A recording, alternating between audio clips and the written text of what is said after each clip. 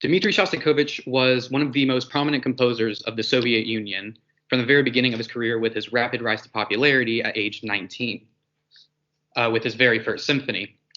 He was generally loved by the Soviet public as well as internationally, but he also suffered a number of denunciations that very nearly cost him his life under Joseph Stalin's intense scrutiny. As a result of these denunciations and all of the suspicion, he experienced numerous stylistic changes over time, and many of these changes reflect the various highs and lows throughout his career. This analysis will show the changes in Shostakovich's compositional style with a focus on his string quartets regarding form, tonality, musical purpose, as well as historical context.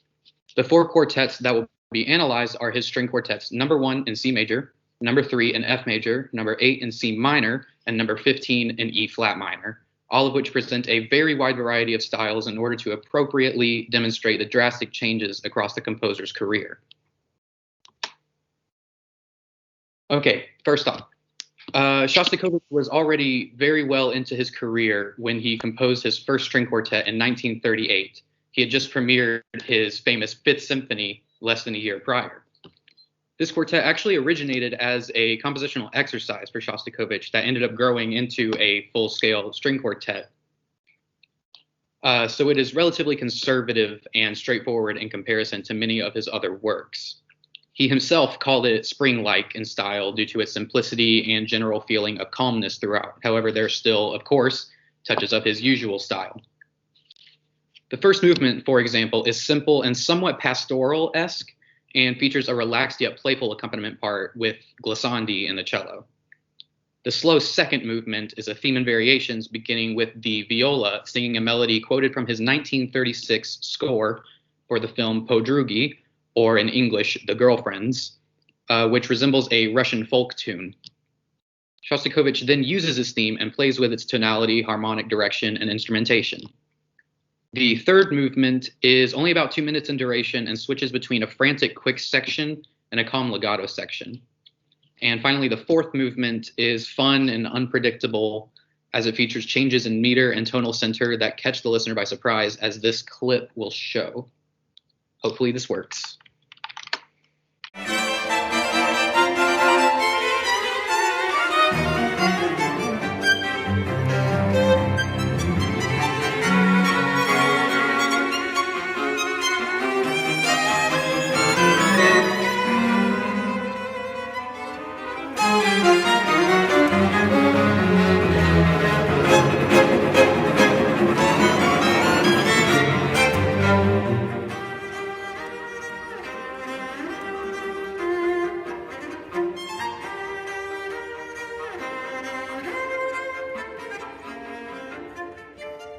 And it goes on from there. This piece, in my opinion, kind of resembles more of a late romantic style string quartet with a couple of Shostakovian twists, if you will.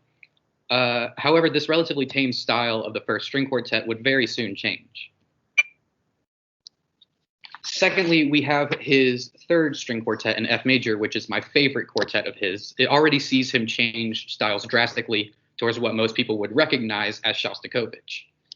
This piece has an interesting historical context in that it was composed soon after his Ninth Symphony, resulting second denunciation from the Soviet government. Likely as a discretionary measure following this denunciation and the resulting increased suspicion from the government, Shostakovich removed his original programmatic subtitles for each of its 5 movements, which are as follows: calm unawareness of the future cataclysm, rumblings of unrest and anticipation, the forces of war are unleashed, homage to the dead, and the eternal question, why and to what purpose. These subtitles, however removed, still provide a very good sense of what to expect from each movement.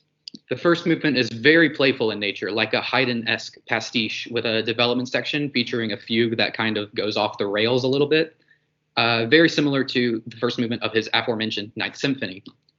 Here's a short clip of the beginning of this fugue.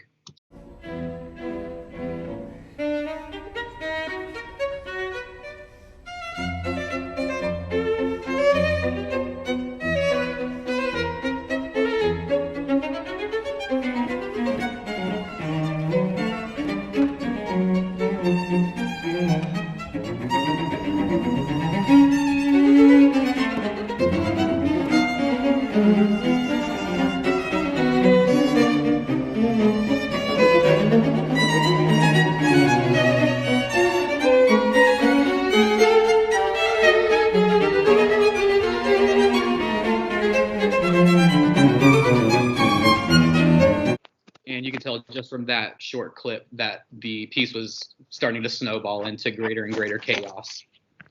The second and third movements of this quartet act as two scherzi with very different attitudes, the second being a sort of twisted waltz that often feels like a storm is approaching, as the subtitle would suggest. And then the third movement essentially being all hell breaking loose. It's complete and utter chaos. The fourth movement is an elegy of sorts, tragically poignant and dirge-like, a somber theme resembling a Passacaglia. And finally, the fifth movement gets remarkably philosophical, both in its subtitle and in the music itself.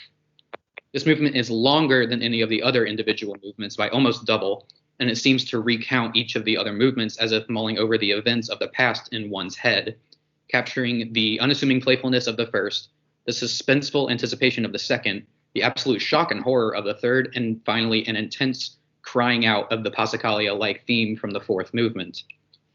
After all of that turmoil, the piece concludes in a contemplative, almost submissive way with a decaying drone back where we started in F major.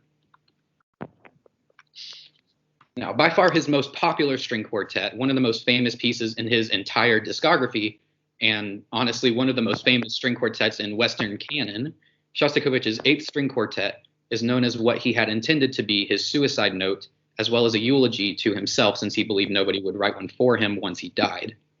It captures the intense fear and pain that he felt throughout most of his life, and most specifically to that particular period when he had just reluctantly joined the Communist Party of the Soviet Union. He composed this piece in just 3 days during a visit to the city of Dresden, Germany, inspired largely by the sight of many parts of the city still in ruins from its bombings during World War II. This piece contains several self-quotations from numerous earlier works of his. The first movement quotes the opening of his first symphony, his breakout piece from 1925. The second movement quotes his piano trio number 2 from 1944. The third quotes his first cello concerto from 1959, dedicated to the renowned cellist and his close friend, Miroslav Rostropovich. And the fourth movement quotes his 1934 opera, Lady Macbeth of the Mostynsk district, for which he was denounced and nearly purged. Here is a compilation of these quotations with the audio from the original piece matched with the score from the quartet.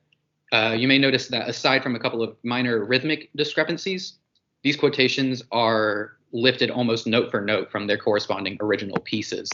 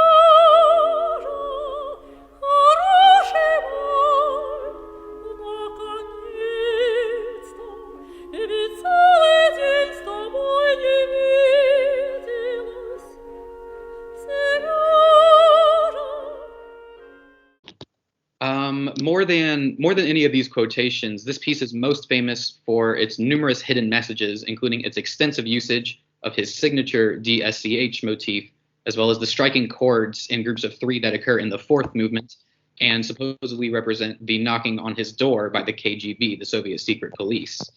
This quartet shows so much of Shostakovich's inner turmoil and paranoia, more so than many of his other works. Its deep melancholia, incredible hysteria, and reluctant surrender are what makes it such a powerful composition and a keystone of Shostakovich's discography. Finally, we arrive at his 15th string quartet. Now, before getting into this final quartet, I'd like to provide a bit of historical context. During the 1960s and 70s, Shostakovich became very obsessed with death and the idea of his own mortality. He suffered several ailments, including multiple heart attacks, a number of broken bones, arthritis, ALS, and finally lung cancer, of which he died on August 9th, 1975. This pessimism and existentialism is reflected greatly in his compositions from this time period.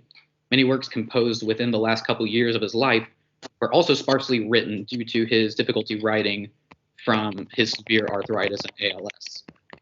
His obsession with death is shown acutely in his 15th and final string quartet, composed in a hospital bed a little over a year before his death.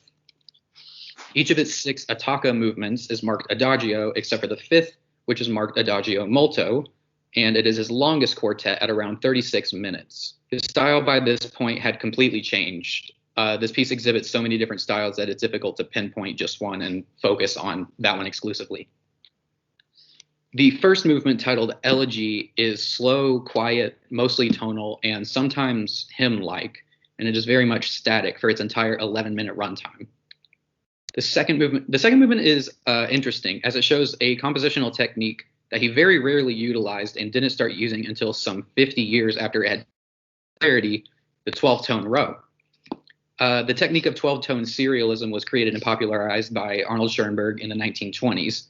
The goal of this was to use all 12 notes on the keyboard before repeating any of them, and the composer would transpose, invert, and all sorts of transformations to this row in order to create a full cohesive piece. Shostakovich opens this second movement, titled Serenade, with a 12-tone row dictated by shrieking crescendos, as heard here.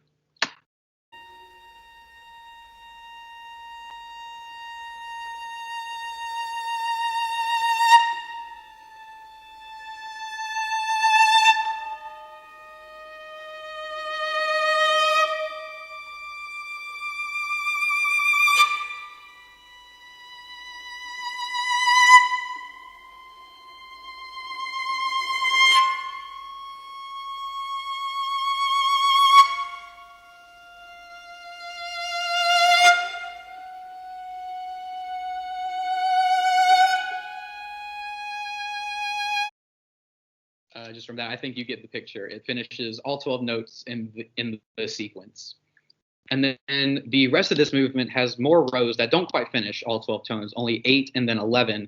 And these rows are completely unrelated to each other, showing that Shostakovich used this technique as an artistic expression in a way to create this odd, unsettling melodic line, rather than using it as a mathematical, enigmatic compositional technique. The third movement, Intermezzo, is essentially a brief first violin cadenza with occasional punctuating chords in the rest of the ensemble. The fourth movement, titled Nocturne, kind of meanders around introspectively with small flashes of tonality here and there, and this movement is really rather unsettling yet strangely beautiful to listen to. The fifth movement, Funeral March, alternates between heavy 2D chords and intense solos in each instrument, and it kind of resembles the third movement in that way. The sixth and final movement, titled Epilogue, is very much episodic in nature. It features wild cadenzas followed by quotations from other movements, and what many would just call strange atonal music often associated with Shostakovich's late period. The piece ends with a bleak E-flat chord with the viola trilling between the minor and major chordal third, the direction morendo written in the final bars. Interpret that how you will. And finally, it is natural for musicians and artists to experience change in their style over the course of their careers, but I have seen very few change quite as dramatically as Shostakovich. He changes styles so frequently depending on his life circumstances and, in my opinion, adopts each of these styles brilliantly, and yet he still maintains a very distinctive and recognizable sound himself.